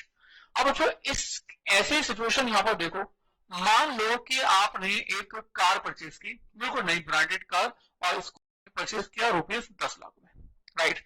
और हमेशा की तरह से आपने कहा हम तो फाइनेंशियल अकाउंट पढ़ के आए हैं, हम तो फाइनेंशियल मैनेजमेंट नहीं जानते, और हम लोग डेप्रिसिएशन को क्या मानेंगे? हाँ जी, क्या मानेंगे? स्टैंडिंग। और इस तरह से हर साल में, फर्स्ट ईयर के एंड में, सेकेंड ईयर के एंड में, थर्ड ईयर के एंड में, हर साल जो है हम लोग डेप्रिसिएशन चार्ज करेंगे, राइट। तो हमने कहा 5 साल की लाइफ एस्यूम करके चले हो, और 5 साल में आप 2-2 लाख रुपए का अमाउंट डेप्रिसिएशन चार्ज कर रहे हो, राइट। कभी आपने बाहर, मतलब दूसरी सिटीज में जाकर रोडवेज की बसेस पे ट्रैवल किया है? राइट, मैंने भी किया है, बहुत तो नहीं किया, कभी कभी एक आध दो बार जरूर किया है, राइट। अभी बस में बैठा हुआ था, तो मैंने कहा यार बड़ी बस पुरानी सी लग रही है, ड्राइवर ऐसा चला रहा है जैसे कि हवाई जहाज चला रहा हो, राइट। लगता है ऐसा है कि चला नहीं रहा है, वो उड़ा रहा है, राइट। तो मैंने कहा बस तो बहुत पुरानी है भाई साहब। मैंने पूछा भाई साहब आपका एक्सपीरियंस कितना है? कहता जितना पुरानी बस दिख रही है ना आपको, उतना पुराना मेरा एक्सपीरियंस। मैंने कहा वेरी सेफ, राइट। फिर मैंने पूछ लिया, मैंने कहा वैसे बस कितनी पुरानी है? बहुत पुरानी सी बस लग रही थी, मतलब शीशे टूटे हुए थे और सब कुछ था। कहता है कि बस पिछले साल ही ली है। Can you believe that? एक साल में बस की हालत खराब। और मुश्किल से मुझे नहीं लगता कि वो उस तरह की बसेस 2.5 साल 3 साल से ज्यादा चल सकती हैं, राइट। तो मतलब 3 साल में तो बस बिल्कुल खत्म हो जाएगी। पर आप जो डेप्रिसिएशन चार्ज करोगे, तो कैसे कैसे चार्ज करोगे? 2 लाख, 2 लाख, 2 लाख। अब 2 लाख रुपए करके जो डेप्रिसिएशन चार्ज करो, तो एक कसम से 10 लाख में से पहले साल में तो कस्टमर ने 2 लाख रुपए चार्ज कर दिए।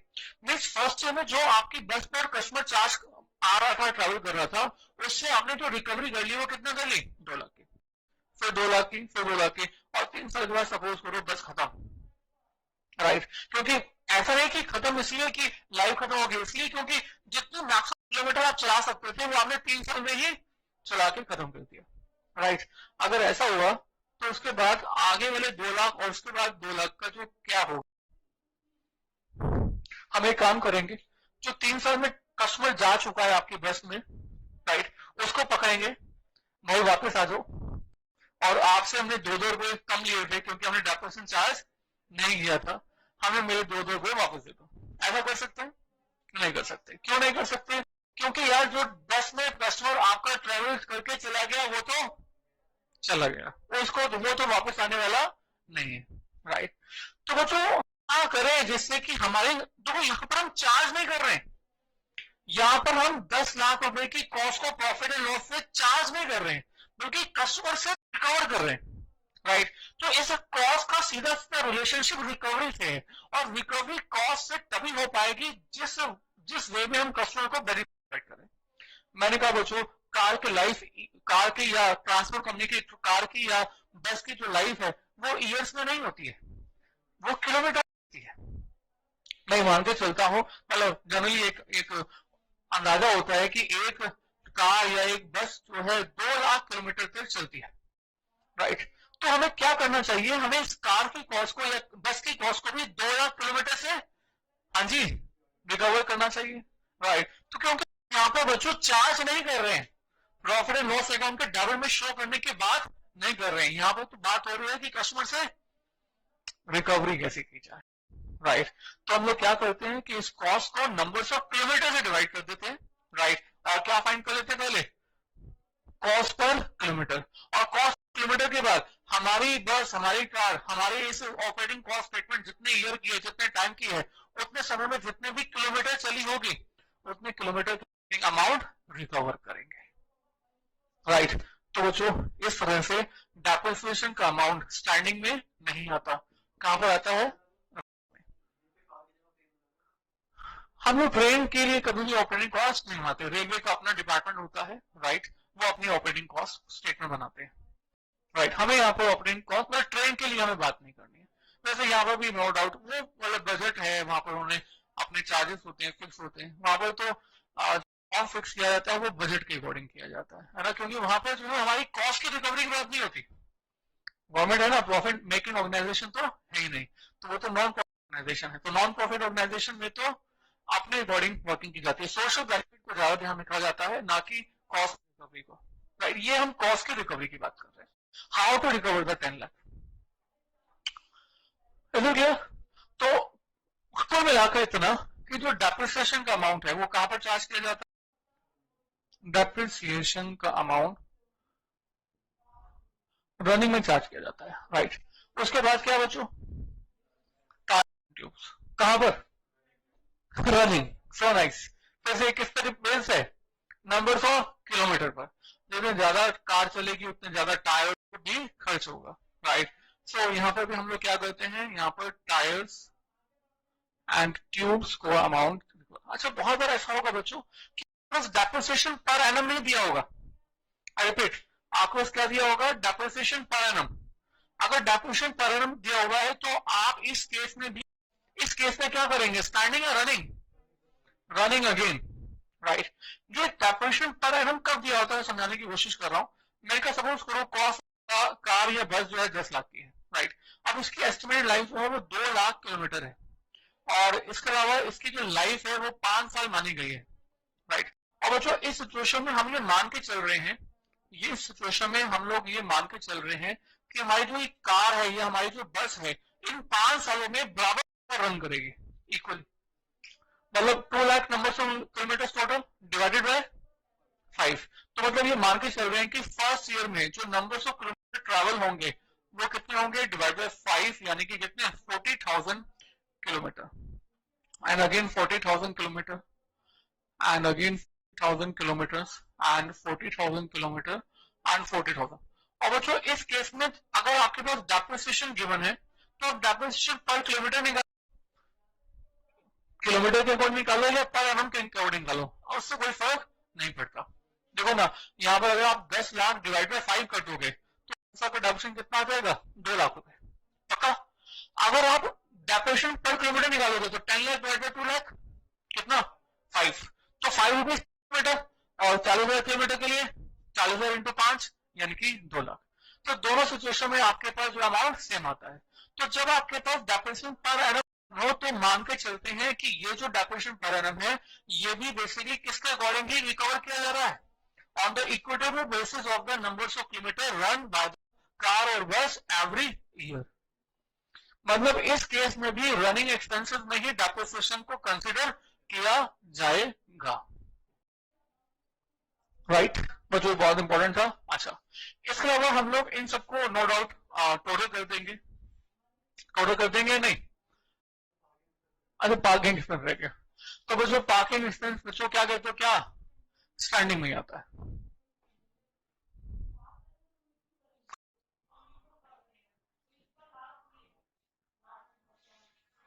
राइट। तो जो टोटल कर देंगे suppose be A, right, and suppose to be B, right.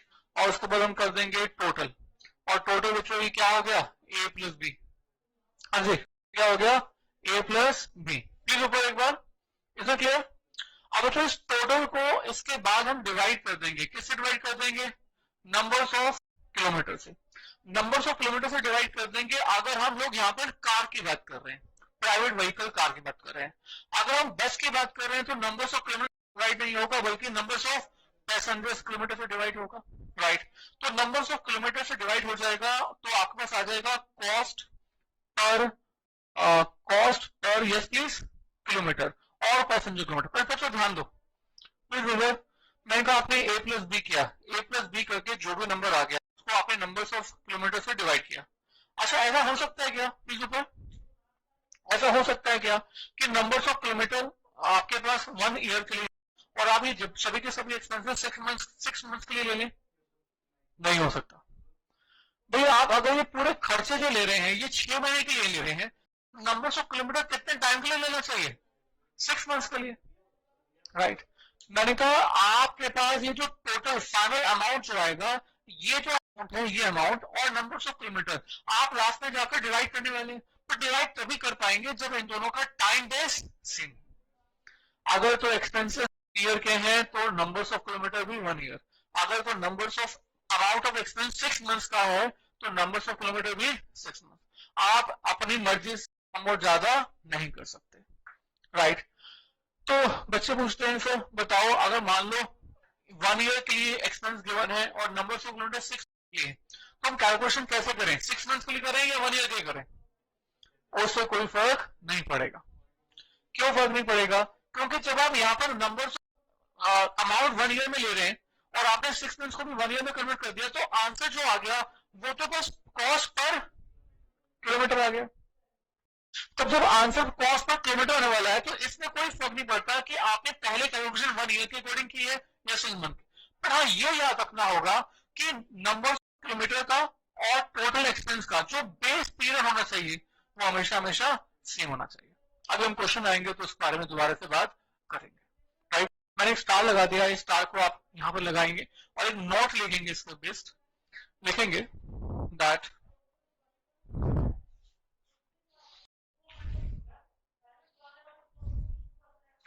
total cost and numbers of kilometer, total cost and numbers of kilometers must be same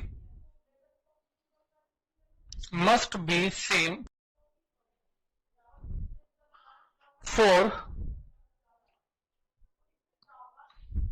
क्या लिखा मैंने दोबारा बोलो, total cost and numbers of kilometer must be same for same base period. Sorry मैंने गलत बताया आपको, दोबारा से लिखेगा, दोबारा लिखेंगे total cost and numbers of kilometre must have same base time period, मतलब क्या से होना चाहिए? टाइम पीरियड से होना चाहिए। अगर ये सब कुछ 1 ईयर के लिए है तो ये भी 1 ईयर, ये सब 1 मंथ के लिए है तो ये भी 1 मंथ, राइट। ये 6 मंथ्स के लिए तो वो भी 6 मंथ्स, दैट्स इट। क्या होगा? अच्छा बहुत बार ऐसा भी होगा कि आपके पास ये जो सारे एक्सपेंसेस है ना, ये एक कार या एक बस के लिए नहीं होंगे बल्कि 5 कार या 5 बसेस के लिए होंगे, राइट। तो आप जब डिवाइड करेंगे आगे जाकर तो नंबर्स ऑफ किलोमीटर जो लेंगे तो नंबर्स ऑफ किलोमीटर भी किसके लिए होना चाहिए? 5 के लिए। अगर एक्सपेंसेस 5 बसेस के लिए है, 5 कार के लिए है, तो नंबर्स ऑफ किलोमीटर भी क्या? 5। मतलब ये तो सिंपल सी बात है, डिवाइड करने से पहले उनका टाइम बेस तो सेम होना चाहिए, साथ ही साथ नंबर्स ऑफ व्हीकल भी सेम होना चाहिए। पॉइंट नंबर 2 लिखेंगे that expense and numbers of kilometres, total expense and numbers of kilometres must also have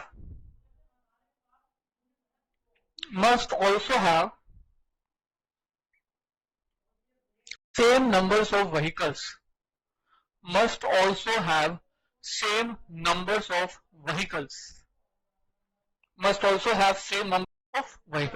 so same numbers of vehicle भी बहुत बहुत जरूरी है। अच्छा तो बच्चों देखो ध्यान देना, अब बच्चों नो डाउट ये आपको क्लियर है कि हम जब स्टेटमेंट बनाएंगे आने वाले ईयर के लिए बनाएंगे या फिर जो बीत गया है उसके लिए बनाएंगे? आने वाले ईयर के लिए बनाएंगे, राइट। अब जो हमारी जो बस है ना, हमारी बस के अंदर सपोज करो कि 50 पैसेंजर्स आ सकते हैं, मतलब 50 पैसेंजर बैठ सकते हैं, ठीक है। तो पास्ट एक्सपीरियंस के अकॉर्डिंग हमने ये पता लगाया कि यार 50 पैसेंजर बस में होते नहीं है, राइट। अगर मान लो हाँ 80% लोग होते हैं, 80% लोग होते हैं। 80% का मतलब हुआ कितने पैसेंजर होते हैं? 40 पैसेंजर। तो जो जब हमारा ये ऑलरेडी एस्टिमेशन है कि हमारी बस में 40 पैसेंजर ही ट्रैवल करते हैं, तो हम उसका वर्डिंग 50 पैसेंजर पे ट्रांसफर करें या 40 पे ट्रांसफर करें? ऑब्वियसली किस पर? 40 पर। जो पैसेंजर हमें उम्मीद है कि बस में आएंगे नहीं, उस पर तो हमें कॉस्ट का बर्डन ट्रांसफर करके कोई फायदा भी नहीं है। अगर आप कॉस्ट ट्रांसफर कर दोगे और कॉस्ट रिकवर नहीं हो पाएगी, तो बर्डन किस पर होगा? तो आपको। तो हमारे पास अगर हमें मालूम है कि हमारी एस्टिमेटेड कैपेसिटी 100% ना होकर कुछ कम हो, तो हमारे जो टोटल पैसेंजर होंगे तो उसको नॉर्मल, इसको बोलते हैं नॉर्मल कैपेसिटी। नॉर्मल कैपेसिटी से मल्टीप्लाई करके हमारे estimated numbers of passengers find कर लेते हैं, राइट। तो आगे जाके जैसे यहाँ पर तो नंबर्स ऑफ किलोमीटर लिखा है, क्योंकि हम लोग क्या कर रहे हैं? कार। अगर बस होगा तो क्या होगा? Numbers of kilometre multiply by numbers of passengers. तो कौन सा 50 या 40? 40, राइट। हालांकि आने वाली क्लास में हम लोग इसके बारे में दोबारा भी बात करेंगे, बट एक छोटा सा क्वेश्चन करवा रहा हूं न्यूमेरिकल, सो दैट आपको थोड़ा सा इससे रिलेटेड क्लियर हो, राइट।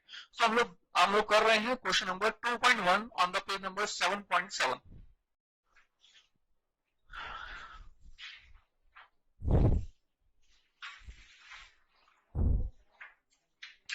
बच्चों जैसे कि मैं आपको कह रहा हूं, बहुत इजी है, बहुत आसान है, इसमें बिल्कुल कोई भी शक नहीं है, बहुत आसान है बच्चों। पूरी कॉस्टिंग भी बहुत बहुत आसान है। हाँ जी, लिखेंगे, लिखा हुआ क्रॉस, आई थिंक क्वेश्चन मिल गया, page number 7.7 and question number 2.1। हाँ जी, क्वेश्चन मिल गया या नहीं? मिल गया। लिखा हुआ question, a transport service company is running 5 buses between 2 towns. तो जो लिखा हुआ ना, आप उसको पहले यहाँ पर लिखते जाइए, राइट। कहता है ट्रांसपोर्ट कंपनी रनिंग 2 टाउन्स के बीच में कितनी बसेस चला रही है? 5 बसेस। 5 बसेस, हाँ जी, 5 बसेस। तो 5 buses which are 50 kilometre apart. तो जो डिस्टेंस है इन 2 टाउन्स के बीच में वो कितना है? 50 किलोमीटर। डिस्टेंस हमने लिख दिया 5 किलोमीटर और लिख दिया number of buses are 5। Seating capacity of the each bus is 50 passenger. तो हर बस की जो कैपेसिटी है वो 50 पैसेंजर है। बच्चों आप अपने आप से डायग्राम बना लो, बच्चों कभी गलती नहीं होगी। आप अपने आप को समझाते हुए क्वेश्चन बनाते रहो, लेकिन और क्वेश्चन तो इजी समझ में आएगा, आंसर भी बहुत जल्दी हो जाएगा, right. The following particulars are obtained from the books for April 2007। तो कहते हैं कि अप्रैल 2000, बच्चों अप्रैल मंथ स्पेसिफाई बोल रहा है, तो अप्रैल मंथ में कितने डेज होते हैं वो मालूम है ना? जनवरी, फरवरी, मार्च। तो अगर ऊपर आएगा तो 31, नीचे आएगा तो 30। तो जनवरी, फरवरी, मार्च, अप्रैल कितने डेज होते हैं? 30। तो अप्रैल मंथ में अगर 30 डेज होते हैं तो आपको यहाँ पर numbers of days in 1 month 30 लेना होगा। अगर स्पेसिफाई नहीं करता अप्रैल मंथ में लिखा ड्यूरिंग अ मंथ, राइट, तो हम 30 मान लेते हैं, बट मई लिख देता तो हम लोग 31 लेते। Be careful.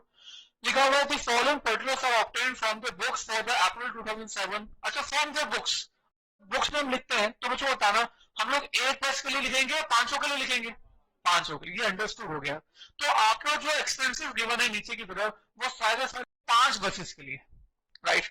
तो 5 बसेस के लिए आपके पास एक्सपेंसेस हैं, wages of the driver, conductor and cleaner, salaries of the office staff, diesel oil, the oil, repairs and maintenance, taxation and insurance, depreciation, interest and other expenses and total. Actually passengers carried were 75% seating capacity। कहता है कि actually हमारे जो passenger travel होते हैं वो 100% नहीं होते हैं। कितने पैसेंजर कितने होते हैं? हाँ जी, 70%। एक्चुअली हमारे जो नंबर्स ऑफ पैसेंजर ट्रैवल होते हैं वो 100% यानी कि 50 पैसेंजर पर बस नहीं होते हैं। कितने होते हैं? 75%। और आगे लिखा है all buses run on all day of the month. मतलब आप ये मान के चलिए कि 1 मंथ में जितने भी दिन है हमारी बस डेली, मतलब कितने दिन हो गए? 30 डेज, राइट। अच्छा, मैं बताऊंगा। Each bus made 1 round trip per day. कहता है कि 1 डे, एक दिन में कितने round trip? 1 round trip, right. So ये हमें क्वेश्चन गिवन है। तो करना क्या बच्चों? कहता है that find out the cost per passenger kilometre. आप कॉस्ट फाइंड करो, कॉस्ट पर पैसेंजर किलोमीटर। तो कॉस्ट पर जो किलोमीटर फाइंड करने के लिए हम लोग क्या करते हैं, स्टेटमेंट ऑफ ऑपरेटिंग कॉस्ट। बच्चों साथ ही साथ करते जाइए, बिल्कुल हो जाएगा साथ के साथ, मुश्किल कुछ नहीं है। हाँ जी, वर्किंग्स एंड देन अमाउंट। तो बच्चों मैंने आपको भी थोड़ी देर पहले कहा कि आप एक वर्किंग का कॉलम भी बना दीजिए, है ना। तो वर्किंग्स, तो सबसे पहले लिख दें हम लोग स्टैंडिंग, है ना। उसके बाद हम लिख देते हैं रनिंग, राइट, स्टैंडिंग एक्सपेंसेस। तो जो स्टैंडिंग, अच्छा ध्यान दीजिएगा, तो आपके पास सबसे पहले स्टैंडिंग एक्सपेंस, सबसे पहले एक्सपेंस गिवन है कौन सा, वेज ऑफ द ड्राइवर। तो क्या कहते हैं, ways of the driver cleaner conductor कहाँ डालें, स्टैंडिंग में। सो अच्छा यहाँ पर तो फिलहाल वर्किंग की खास जरूरत पड़ने नहीं वाली, वेज ऑफ ड्राइवर एक्सेट्रा, कितना बच्चों, 2,40,000। और बच्चों ये जो एक्सपेंस है क्या है, पर मंथ है, पर ईयर है, ये पर मंथ है। कैसे पता चला आपको, साफ से लिखा हुआ है, following photos are obtained from the books 4 April 2007। तो ये अप्रैल मंथ की इंफॉर्मेशन है, तो ये मंथ की बात हो रही है, right, be careful. Salary of the office staff ₹1,00,000। तो बच्चों salary of the office staff कहां पर आएगा, स्टार्टिंग में।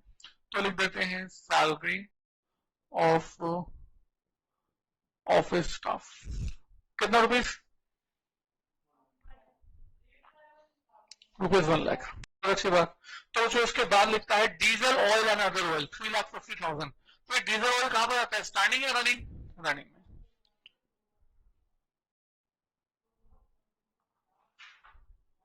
कितना बच्चों, 3,50,000, बिल्कुल ठीक है सर। और आगे चलेंगे, रिपेयर्स एंड मेंटेनेंस कहां पर, रनिंग में।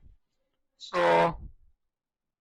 रिपेयर्स एंड कितना amount, 80। So this is 80,000, right. और बच्चों उसके बाद और आगे आगे टैक्सेशन एंड इंश्योरेंस, स्टैंडिंग में।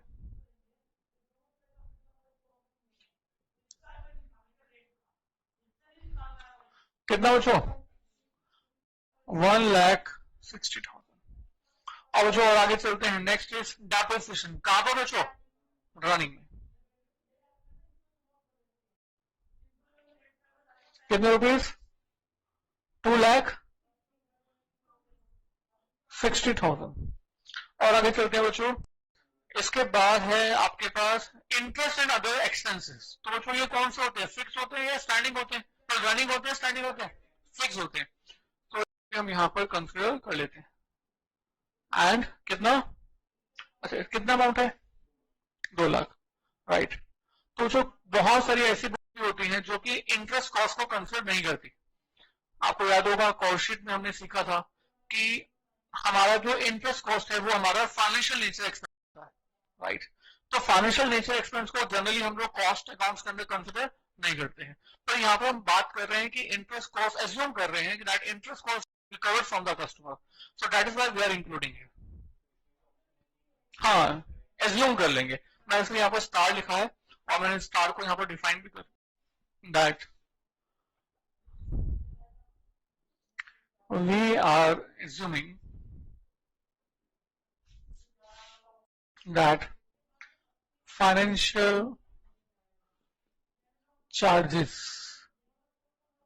will be recovered from customers, right। पर जो बहुत से बुक्स में इंटरेस्ट एक्सपेंस को कस्टमर से रिकवर नहीं किया जाता, उसका अपना एक व्यू है, तो वो भी आप नोट डाल के बिना कंसिडर किए आगे कैलकुलेशन कर सकते हैं, ठीक है। तो टोटल कर दीजिए 3,40, 4, 5 और ये 7,00,000, 7,00,000। और इधर भी टोटल कर दीजिए 4,00,000,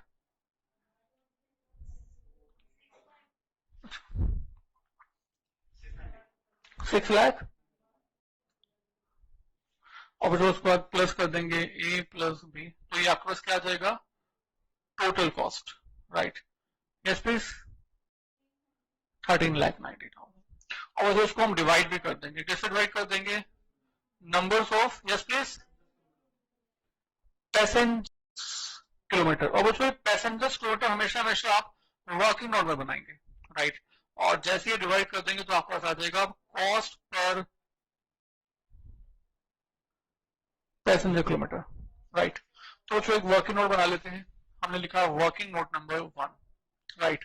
अब बच्चों numbers of passenger kilometre find करने के लिए करना क्या हमें नंबर्स ऑफ किलोमीटर को मल्टीप्लाई कर देना है नंबर्स ऑफ पैसेंजर से। तो यही हम करने वाले हैं, numbers of metres multiply by numbers of passengers, right. और अगर मैं इसको नंबर्स ऑफ पैसेंजर पूछूं तो कितने बच्चों का इसमें 50, और परसेंटेज कैपेसिटी कितनी 75%, ठीक है।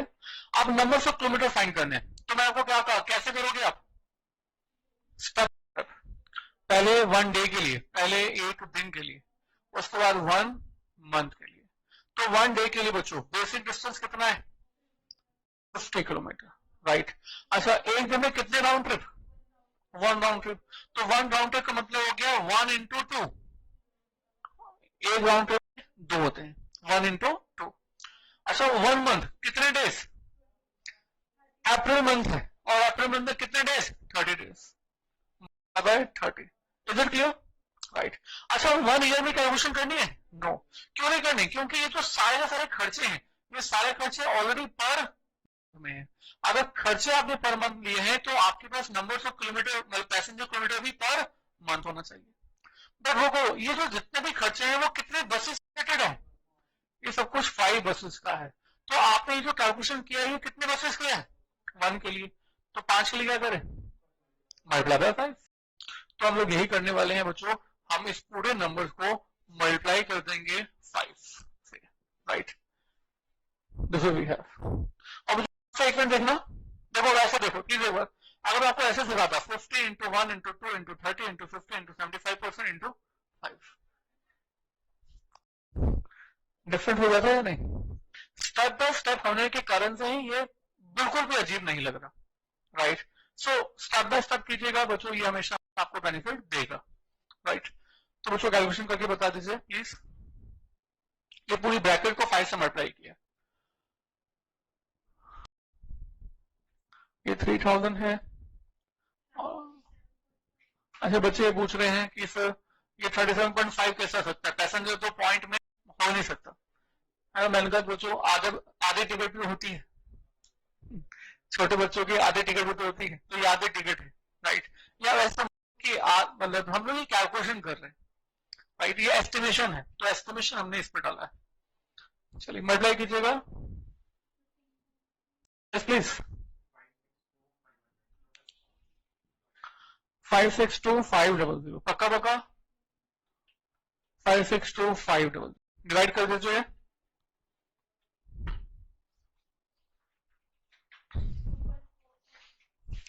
$2.7, ये क्या आ गया cost per passenger kilometre. So this is cost per, हाँ प्रॉफिट नहीं भाई, आपको तो फेयर फाइंड ही नहीं करना, आपको तो कॉस्ट फाइंड करनी है, तो कॉस्ट हमने आइडेंटिफाई कर ली है। सो this is cost per passenger kilometre, right. अच्छा एक क्वेश्चन जो कि आपके एग्जामिनर को बड़ा पसंद है, और एग्जामिनर हो गया, स्टडी मटेरियल होगा, कोई भी बुक कोई भी आप उठा लो, ये क्वेश्चन में 1.3 आपको जरूर मिलेगा, 1.3 क्वेश्चन आपको जरूर मिलेगा। और इस क्वेश्चन को हम करेंगे नेक्स्ट क्लास में, ठीक है। 1.3 हो गया, और इसके वजह से 4-5 क्वेश्चन मैंने डाले हुए हैं, इंक्लूड किए हुए हैं, एग्जामिनर को बहुत पसंद है, और स्टडी मटेरियल हमेशा उसमें इंक्लूड रहता है, हर स्टडी मटेरियल रहता है, right sir. So next class में करेंगे, टिल देन थैंक यू।